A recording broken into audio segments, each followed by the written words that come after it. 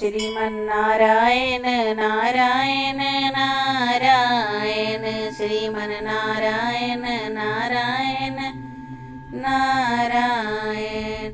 ओम नमो भगवते वासुदेवाय। ओम नमो भगवते वासुदेवाय।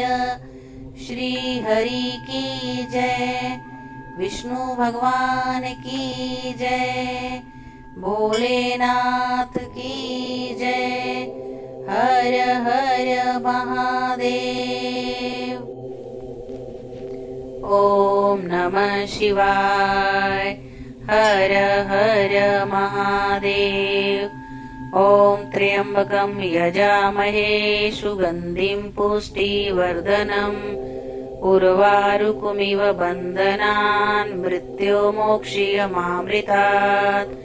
ओम नमो भगवते वासुदेवाय। सर्वमंगल मांगल्ये शिवे सर्वार्थ साधिके शरण्ये त्र्यंबके गौरी नारायणी नमोस्तुते। हर हर महादेव। दोस्तों, आज मैं आपके लिए लेकर आई हूँ भाद्रपद अमावस्या की कथा, उसका महत्व और पूजा विधि, जिसको कि हम कुशोत्पाटिनी, पिठौरी और भादो अमावस्या के नाम से भी जानते हैं। अगर आपको इसकी पूरी जानकारी चाहिए और इस कथा का पूरा फल प्राप्त करना चाहते हैं तो इस वीडियो के अंत तक बने रहें। दोस्तों, हिंदू धर्म में भाद्रपद महीने के कृष्ण पक्ष की अमावस्या को बहुत महत्व दिया जाता है। इस दिन पितरों की आत्मा की शांति के लिए तर्पण किया जाता है और पवित्र नदी में स्नान किया जाता है। ऐसा करने से पितरों का आशीर्वाद मिलता है और पितृ दोष भी दूर होता है। भाद्रपद अमावस्या के दिन भगवान विष्णु की पूजा अर्चना करने से भी शुभ फल मिलते हैं। ज्योतिष शास्त्र के मुताबिक इस दिन कुछ खास उपाय करने से पितृ प्रसन्न होते हैं और जीवन में सुख शांति और समृद्धि आती है। धार्मिक मान्यताओं के मुताबिक अमावस्या के दिन सुबह के समय सूर्य निकलने से पहले ब्रह्म मुहूर्त में स्नान करना सबसे अच्छा माना गया है। तो आइए वीडियो की शुरुआत करते हैं। भाद्रपद अमावस्या के दिन देवी दुर्गा समेत 64 देवियों को आटे की आकृति बनाकर पूजा की जाती है। पिठौरी में पिठ का शाब्दिक अर्थ है आटा, जिसके कारण इसे पिठौरी अमावस्या कहा जाता है। भाद्रपद अमावस्या के दिन वर्ष भर पूजा अनुष्ठान या श्राद्ध कराने के लिए नदी, मैदानों आदि जगहों से कुशा नामक घास उखाड़कर घर लाया जाता है। यही कारण है कि इसे कुश ग्रहणी अमावस्या भी कहा जाता है। भाद्रपद अमावस्या के कुछ समय बाद ही पितृपक्ष की शुरुआत हो जाती है। वहीं अमावस्या तिथि को भी श्राद्ध कर्म करने के लिए श्रेष्ठ माना जाता है, इसलिए इस अमावस्या का महत्व और भी बढ़ जाता है। साथ ही इस दिन भगवान विष्णु की पूजा अर्चना करने से शुभ फलों की प्राप्ति होती है। इससे भगवान के साथ साथ पितर भी प्रसन्न होकर आपको आशीर्वाद देते हैं। पौराणिक कथा के अनुसार पौराणिक शास्त्रों में भाद्रपद अमावस्या के दिन कुशा इकट्ठी करने की मान्यता है।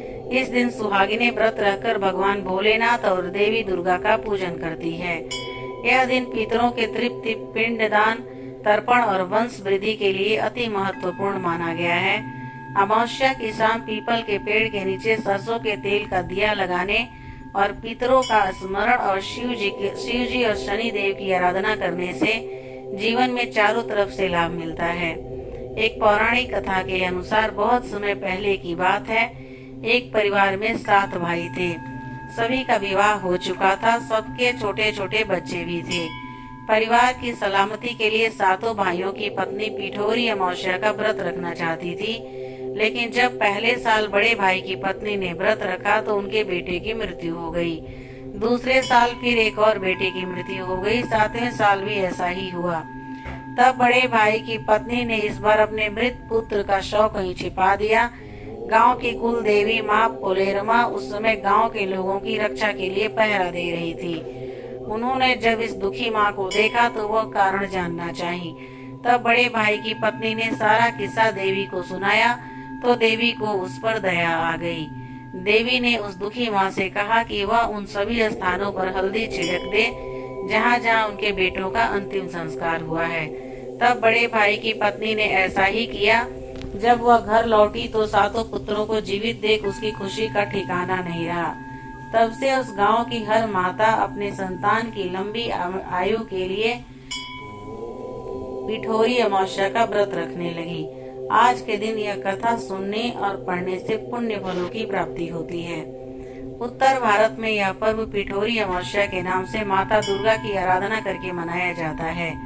वहीं दक्षिण भारत में यह त्योहार पोलाला अमावस्या के रूप में माँ पोलेरमा, जिन्हें माँ दुर्गा का ही एक रूप माना जाता है, उनकी पूजा अर्चना करने की परंपरा है। भाद्रपद महीने की अमावस्या पिठोरी अमावस्या या पोलाला अमावस्या के रूप में मनाई जाती है।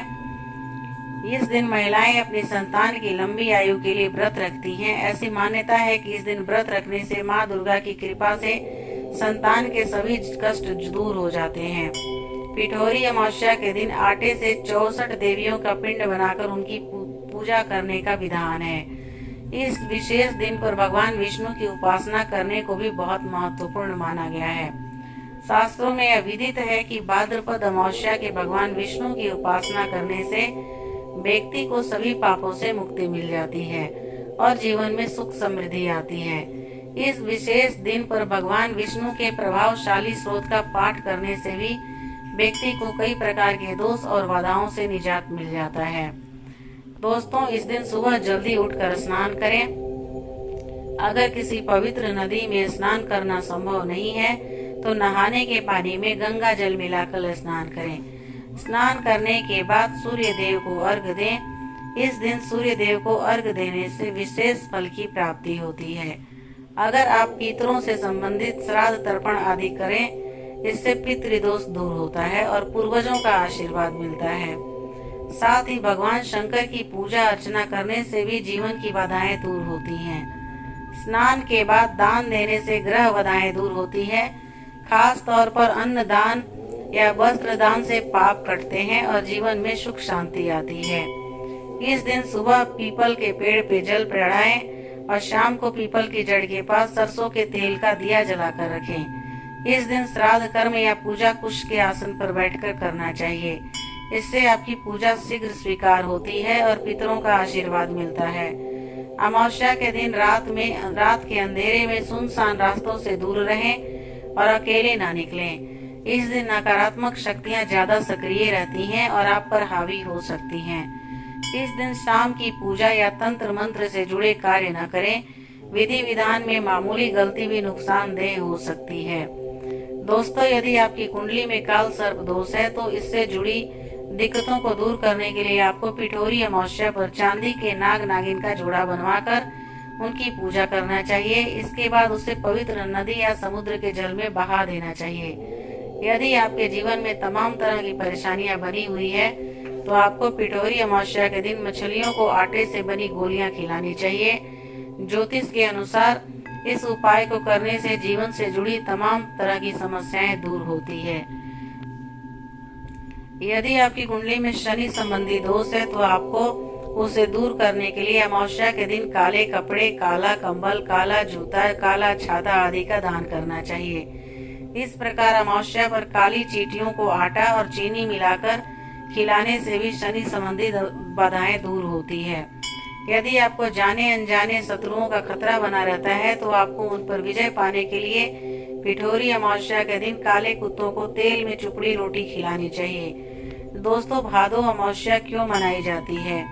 भादो अमावस्या मारवाड़ी समुदाय के लिए भी बहुत महत्व रखता है। वे इस दिन को भादो अमावस्या या भादी अमावस्या कहते हैं। उनका मानना है कि इस दिन सभी को दुर्भावनापूर्ण भावनाओं और पिछले दुष्कर्मों से छुटकारा पानी चाहिए, बल्कि आशावाद और सभी के लिए प्यार के साथ एक नई जीवन की शुरुआत करनी चाहिए। अमावस्या की रात को भूलकर भी शमशान घाट या उसके आसपास से नहीं गुजरें। अमावस्या की रात को सुनसान रास्ते पर न जाएं। अमावस्या के दिन कमजोर दिल वाले लोग आसानी से नकारात्मक शक्तियों के प्रभाव में आ जाते हैं, इसलिए ऐसे लोगों को सावधान रहना चाहिए। दोस्तों, माँ गंगा या किसी पवित्र सरोवर में स्नान कर शिव, पार्वती एवं तुलसी जी की विधिवत पूजा करें। भगवान शिव जी पर बेल पत्र, बेल फल, मेवा, मिठाई, जनेऊ का जोड़ा आदि चढ़ाकर ओम नमः शिवाय का 11 माला करने से असाध्य कष्टों में भी कमी आती है। प्रातः काल शिव मंदिर में 1.25 किलो साबुत चावल का दान करें। तो दोस्तों, भाद्रपद अमावस्या की कथा, उसकी जानकारी और महत्व आपको कैसा लगा मुझे कमेंट करके जरूर बताइएगा। अगर मेरे चैनल पे आप नए हैं और अभी तक उसको सब्सक्राइब नहीं किया है तो मेरे चैनल को सब्सक्राइब कर लीजिए। सब्सक्राइब के बटन पे क्लिक कर दीजिए ताकि मैं जब भी कोई कथा या कहानी डालूं आपके पास नोटिफिकेशन जाए और आप मेरी वीडियो को देख पाएं और सुन पाएं। लेकिन अगर आप मेरे चैनल पे पहले से ही सब्सक्राइब का बटन दबा चुके हैं तो